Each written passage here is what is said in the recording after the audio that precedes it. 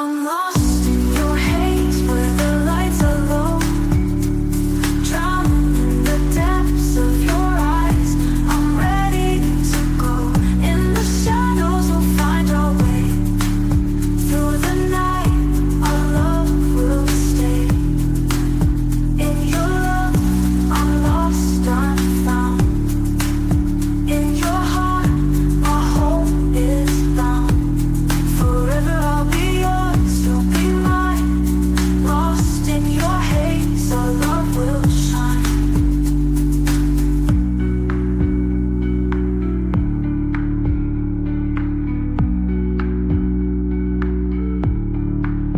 In your love, I'm lost, I'm found. In your heart, my home is bound. Forever I'll be yours, you'll be mine. Lost in your haze, our love will shine.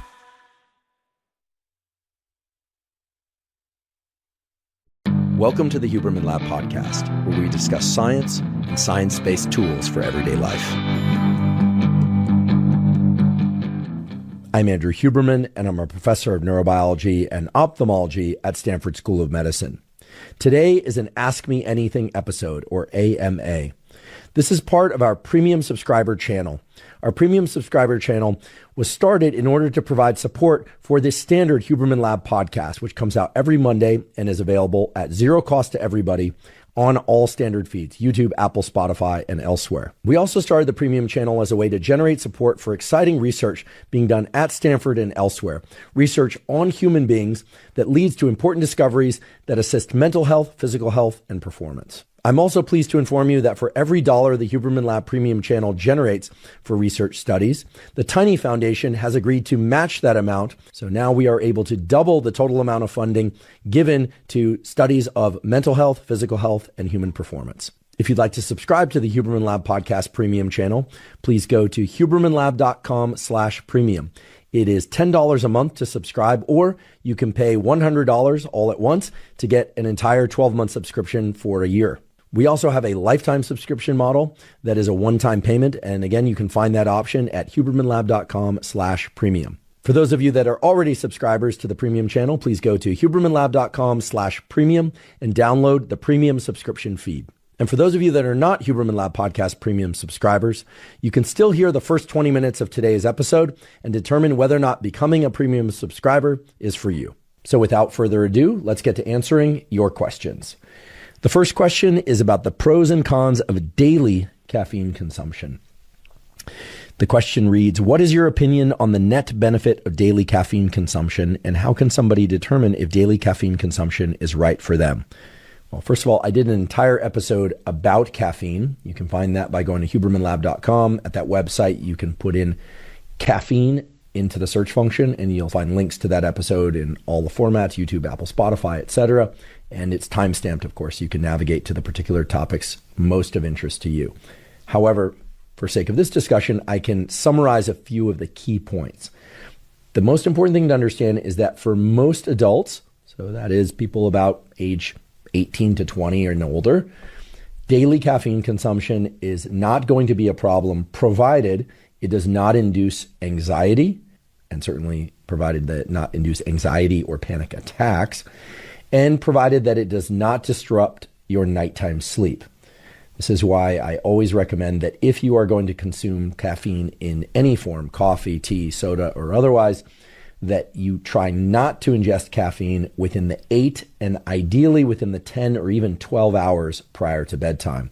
And that's because the half-life of caffeine is such that even if you are able to, for instance, have a cup of coffee around 3 p.m. or 4 p.m. and then fall asleep around midnight, the architecture of the sleep that you get is going to be disrupted. For instance, it is very important that you get sufficient amounts of both slow wave deep sleep as well as rapid eye movement sleep each night. And if you consume caffeine too close to bedtime, and here I'm defining too close as anywhere from 8 to 12 hours before going to sleep, chances are you're not going to get as much rapid eye movement sleep or slow wave sleep that you would otherwise. And it is the amount of rapid eye movement sleep and slow wave sleep that together lead to whether or not you feel you had a good night's sleep in terms of your next day alertness and cognitive abilities. Now, again, some people may find that they can drink caffeine in the late afternoon, maybe even at night, and still fall asleep. But I promise you, even if you're in that category, you will sleep far better, meaning the architecture of your sleep will be better and you will feel far more rested the next day if you abstain from caffeine within the 8 to 12 hours prior to bedtime. And I should also say that none of us are perfect, myself included. I will sometimes have a cup of coffee in the late afternoon, and sometimes that will cause me to stay up a little bit later. Sometimes it won't. I don't think you want to obsess or worry too much about having some caffeine every once in a while in the late afternoon if you are still able to fall asleep, but don't make it a regular habit. Now, as far as we know, there is no drawback to consuming caffeine on a daily basis, again, provided it does not disrupt your nighttime sleep and provided that it does not induce anxiety. In fact, most of the world consumes caffeine every single day. The current estimates are that 90%, that's right, 90% of adults throughout the world consume a caffeinated beverage every single day. That's a staggeringly high number, making caffeine the most popular drug on the planet. In fact, because of the way that caffeine works, and just to remind you how it works, it effectively blocks adenosine receptors. Adenosine is a molecule that builds up in your brain and body more and more according to how long you've been awake. It makes you feel sleepy. Caffeine blocks the adenosine receptor, and then when it is dislodged from that receptor, whatever adenosine has built up and is around can then bind to the adenosine receptor and makes you feel very sleepy. That's the caffeine crash. So if 90% of the adult population of the planet Earth is consuming caffeine every day, that means 90% of the adult population of planet Earth is blocking their adenosine receptors for some portion of their daily life. And then their adenosine is binding to the vacant receptor once the caffeine has dislodged. And why are 90% of adult humans consuming caffeine every day?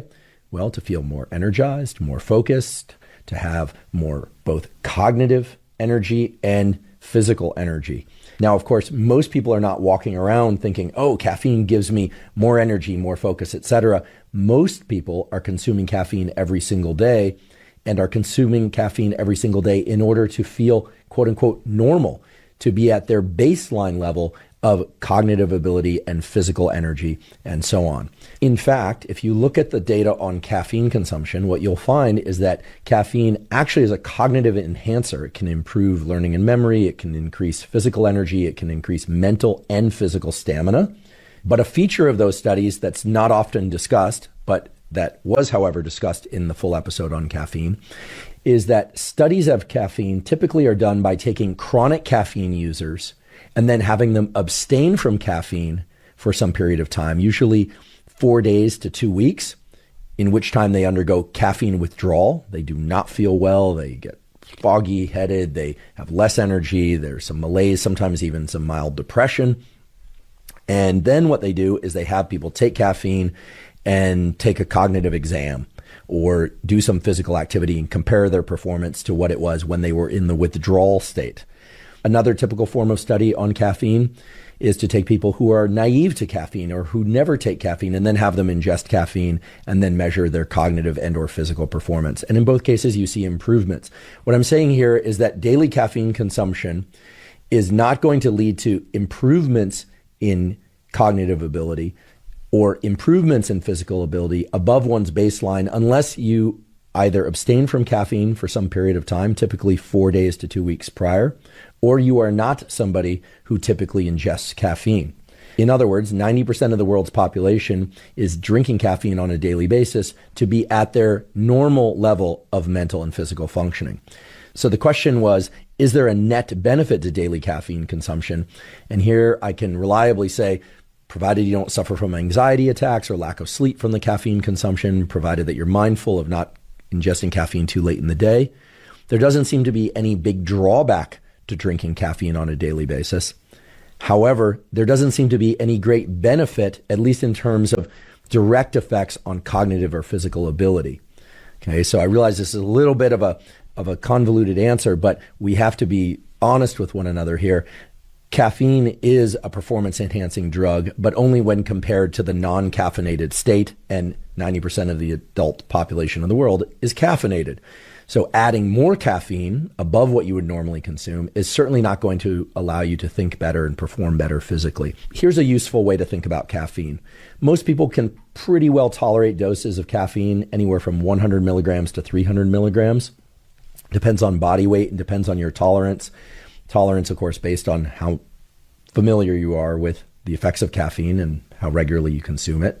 A typical cup of coffee, which by the way does not exist, depending on the vendor, depending on how much water to coffee ratio one uses, depending on whether or not it's French press or it's pour over, the type of coffee, et cetera, all of that is going to determine the total amount of caffeine in that coffee. But we can set some outer bounds on the total amount of caffeine that likely exists in a cup of coffee. And it's probably somewhere between 100 milligrams, that would be on the weaker side for a 6 or 8 ounce cup of coffee, out to about 300 milligrams for the equivalent 6 to 8 ounces of coffee. But if you were to brew your coffee very, very strong, or like me, occasionally throw a shot of espresso in there too, you could get that number up to 400 or 500 milligrams of caffeine. I personally tolerate caffeine pretty well. I've been drinking caffeine since I was a teenager, mostly in the form of brewed, unflavored yerba mate tea. It's important to stay away from the smoked varieties of yerba mate. If you're going to get your caffeine from yerba mate, the smoked varieties can be carcinogenic. The non-smoked varieties don't seem to have that property. But there's a lot of caffeine in yerba mate, so I'll drink yerba mate and have for many, many years. Or I'll drink black coffee or espresso Americano, things of that sort. That's my preferred source of caffeine. Most people are drinking coffee to get their caffeine. And I would say that if you are going to drink your caffeine, drink it in the early part of the day. As I mentioned earlier, I am a big proponent of delaying your first caffeine intake until at least 90 minutes after waking in order to avoid the afternoon crash. I've talked a lot about this on the podcast. There are a lot of clips on the internet explaining the rationale behind that. And if you do experience an afternoon crash in energy, I do recommend delaying your morning caffeine intake to 90 to 120 minutes after waking. Now, for people that want to get more of a true cognitive enhancing and performance enhancing effect from caffeine, again, you're going to have to abstain from caffeine for about 4 days. For regular caffeine drinkers, that's going to be difficult, right? That is going to lead to headaches. That's going to lead to brain fog. That's going to lead to feelings of malaise. In fact, the last time I took 4 days off or even a week off from caffeine consumption was when I was sick. I don't get sick very often, but when I am sick, I generally abstain from caffeine. And sometimes I wonder whether or not the malaise I feel from whatever, viral or bacterial thing I might be dealing with when I'm sick is in part the malaise of caffeine withdrawal. I certainly notice I feel much better when I return to drinking caffeine, but that tends to coincide with feeling relief from whatever sinus symptoms and other symptoms I might have been experiencing from the illness. So it's not a good experiment. I can't tease apart those variables. So the short answer is, for most adults, there does not seem to be any major downside to consuming caffeine. And there have been scattered reports here and there in humans showing that ingesting caffeine can increase dopamine receptors, which will effectively allow you to get more out of the dopamine that you produce. This is why caffeine has a mood elevating as well as energy elevating effect. I should point out that some people just cannot tolerate caffeine. It makes them too jittery, too anxious. They start sweating, they get heart palpitations. It's very hard for these people to build up a tolerance to caffeine that allows them to enjoy it. These are the people that can even feel a fluttering of the heart and a lot of energy lift from decaf coffee, something that, to me is just a foreign concept, but some people are just that sensitive to caffeine that even the small amounts of caffeine in chocolate or decaf coffee make them feel too alert, and they should abstain from caffeine. I don't think they are in any way harming their health by abstaining from caffeine. Then there's the issue of children and adolescents and teenagers and young adults ingesting caffeine. And I covered some of this in the episode about caffeine, but there's been a lot of debate as to whether or not caffeine can cause osteoporosis, whether or not it can leach calcium out of the bones, whether or not it can stunt growth. Frankly, there's not a lot of evidence for those sorts of claims. And yet the developing brain is a very tender and malleable environment. And as somebody who started off his career as a developmental neurobiologist studying developmental brain plasticity and wiring, it does sort of make me cringe to think about children younger than the age of, say, 14, ingesting large amounts of caffeine in any form, soda, coffee, tea, etc., despite the fact that there's very little evidence that it can stunt their growth. I don't personally like the idea of the young brain being bathed in an adenosine receptor antagonist, which is effectively what caffeine is. As much as possible, one wants the developing brain to develop in a milieu of unencumbered, non-chemically encumbered interactions between neurotransmitters and their receptors, unless, of course, there's a clinical need for a prescription drug or a supplement or some modification of a nutritional program specifically to up or down regulate the dopamine system or up or down regulate the serotonin system. But those are the sorts of decisions that really should be made in close oversight and recommendations by a psychiatrist. So the short answer around daily caffeine consumption in young people, meaning 14 and younger, is avoid it if you can. Have your children avoid caffeine if they can. The occasional bit of caffeine is probably not going to be a problem. The amount of caffeine in small amounts of chocolate, probably not going to be a problem. But caffeine in the form of energy drinks, sodas, coffee, tea for children younger than 14 just seems like a bad idea from everything we understand about brain wiring and the trajectories of brains that develop with a lot of chemical adjustment from other sources like caffeine. Now, for kids age 15 to say 18 or 20, a lot of brain wiring is still occurring, but a lot of it has been completed. So probably not as risky to consume caffeine every once in a while, or maybe even on a daily basis. But I think there are great advantages to limiting the amount of caffeine that one ingests. And of course, in the adolescent and teen years, nowadays, a lot of kids are consuming energy drinks and soda.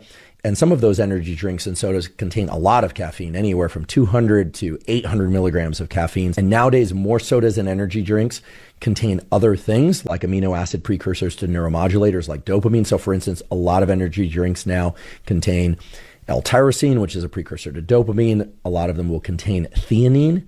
I've talked about theanine as a supplement that can promote more restful sleep if taken 30 to 60 minutes before sleep. The reason why a lot of energy drinks and sodas, and frankly now coffee brands, are including theanine in the coffee or energy drink or soda is because it tends to have a mild anxiety reducing effect, and it reduces the jitters that caffeine creates. And so that's actually a trick that these companies are using in order to get people to ingest more caffeine, because by including the theanine, it's preventing the kid or adult from feeling too jittery, and therefore they can continue to consume that drink without feeling like they're overstimulated.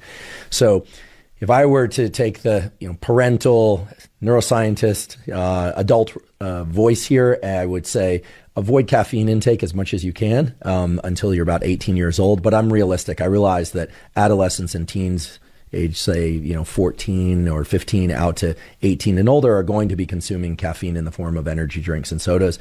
But reducing the total amount of caffeine that one is ingesting in those years, it just seems really advantageous. Again, for all the same reasons I mentioned earlier, you don't want the young brain bathing in a bunch of exogenous, meaning externally introduced neurochemicals, or in things like theanine or L-tyrosine. If you're going to indulge in caffeine or in energy drinks or theanine or L-tyrosine for that matter, that's the sort of thing that probably is best left for people 18 and older.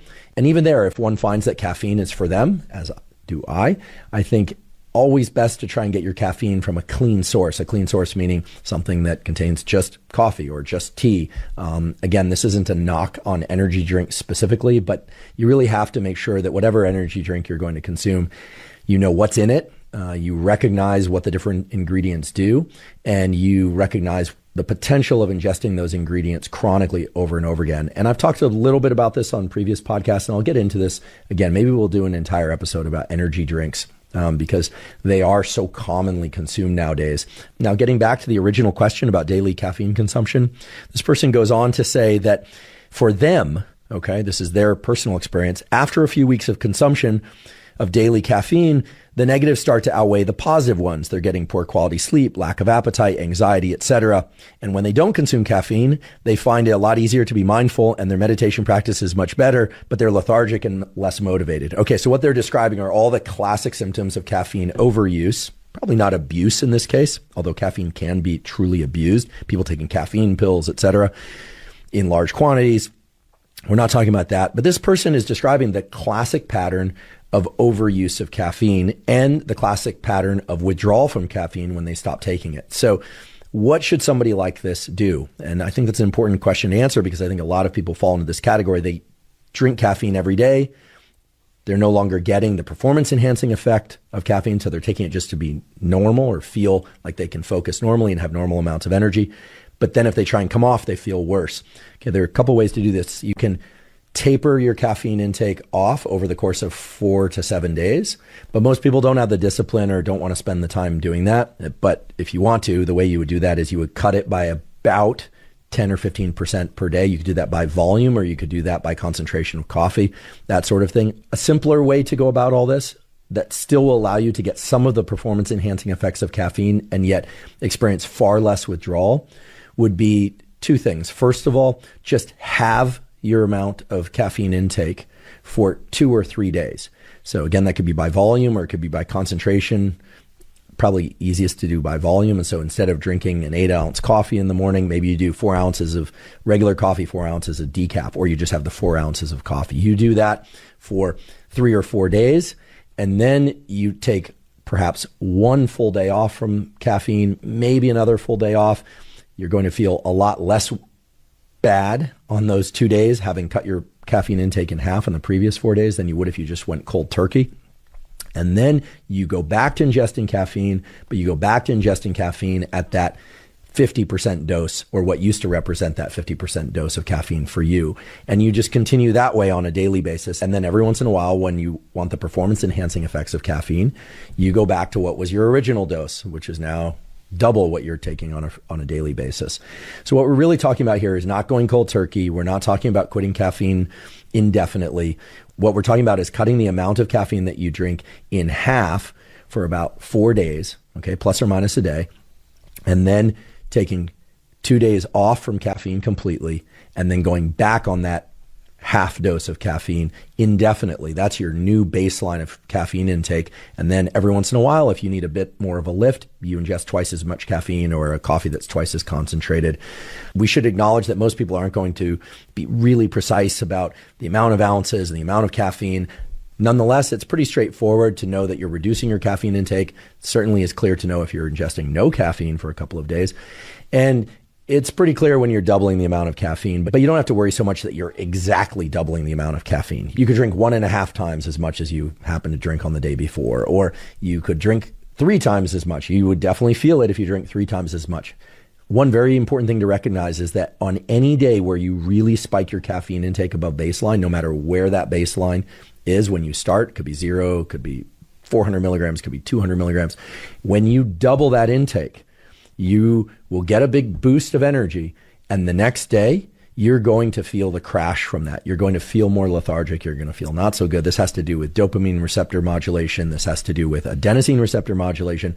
The important thing to do is not continue to consume that elevated level of caffeine, which is what most people do, and then they set a new higher baseline just to feel normal. The key thing is to just manage to get through that crash day, manage to get through that one day where you feel a little less good or maybe even down a bit. Get outside a bit, get some more sunshine. We know that spikes your cortisol in a good way, right? It can increase the catecholamines, dopamine, etc. Get a little bit more sunlight, get a little bit more movement, get outside, do something to offset those feelings of malaise, and then get right back to your original goal level of caffeine each day. There's no use in getting so quantitative that you make your life miserable, measuring things out like a laboratory chemist. If you're that type and you want to do that, be my guest. But unless you're taking caffeine in pill form, it's very, very hard to get extremely exact about the amounts of caffeine that you're ingesting. So it is okay to eyeball it, but understand the contour of how caffeine works and what the caffeine performance enhancing effect comes from. It comes from a caffeine intake above baseline. Understand that anytime you go above baseline with your caffeine intake, there's the potential of some anxiety. Understand that there's going to be a slight withdrawal effect that lasts about 24 to 48 hours. Battle through that short period, and you'll be right back where you started and where you need to be so that you can enjoy caffeine on a daily basis and derive the benefits, because there are many benefits to drinking caffeine, and avoiding some of the potential hazards. And again, if you're a young person, I recommend delaying that caffeine intake maybe, 10 years. Thank you for joining for the beginning of this Ask Me Anything episode. To hear the full episode and to hear future episodes of these Ask Me Anything sessions, plus to receive transcripts of them and transcripts of the Huberman Lab podcast standard channel and premium tools not released anywhere else, please go to hubermanlab.com/premium. Just to remind you why we launched the Huberman Lab podcast premium channel, it's really twofold. First of all, it's to raise support for the standard Huberman Lab podcast channel, which of course will still be continued to be released every Monday in full length. We are not going to change the format or anything about the standard Huberman Lab podcast. And to fund research, in particular research done on human beings, so not animal models, but on human beings, which I think we all agree is a species that we are most interested in. And we are going to specifically fund research that is aimed toward developing further protocols for mental health, physical health, and performance. And those protocols will be distributed through all channels, not just the premium channel, but through all channels, Huberman Lab podcast and other media channels. So the idea here is to give you information to your burning questions in depth and allow you the opportunity to support the kind of research that provides those kinds of answers in the first place. Now, an especially exciting feature of the premium channel is that the Tiny Foundation has generously offered to do a dollar for dollar match on all funds raised for research through the premium channel. So this is a terrific way that they're going to amplify whatever funds come in through the premium channel to further support research for science and science-related tools for mental health, physical health, and performance. If you'd like to sign up for the Huberman Lab premium channel, again, there's a cost of $10 per month, or you can pay $100 up front for the entire year. That will give you access to all the AMAs. You can ask questions and get answers to your questions. And you'll, of course, get answers to all the questions that other people ask as well. There will also be some premium content, such as transcripts of the AMAs and various transcripts and protocols of Huberman Lab podcast episodes not found elsewhere. And again, you'll be supporting research for mental health, physical health, and performance. You can sign up for the premium channel by going to hubermanlab.com/premium. Again, that's hubermanlab.com/premium. And as always, thank you for your interest in science.